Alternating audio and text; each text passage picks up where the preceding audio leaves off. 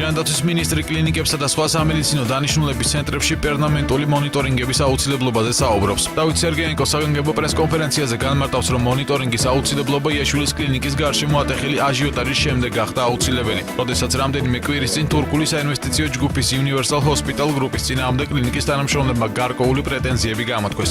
მინისტრი განმარტავს, რომ ხშირია შემთხვევები, როდესაც ინვესტორები ვერ ასრულებენ მათზე დაკისრებულ მოვალეობებს და ამ ყველაფრის გაკონტროლება სპეციალურად შექმნილი მონიტორინგის ჯგუფების საშუალებით უნდა მოხდეს. სერგეენკოს განცხადებით, ხშირ შემთხვევაში მომსახურებაში გადახდილი თანხა არ შეესაბამება ხარისხს.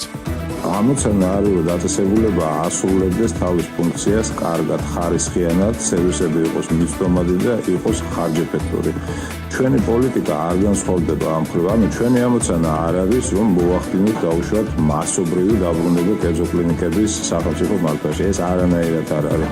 თუმცა ამავე დროს არის პერმანენტული განუწყვეტელი, იშვიათად მახსენდება დღე, რომ არ იყოს ან გაფიცვა, ან სამედიცინო პერსონალის გამაფრთხილებელი აქტივობები. მინისტრმა ასევე დასძინა, რომ პირველი კლინიკა, რომელსაც მონიტორინგის ჯგუფი შეისწავლის, ყოფილი რკინიგზის საავადმყოფოა, რომელიც ამჟამად რეფერალური საავადმყოფოს სახელით ფუნქციონირებს.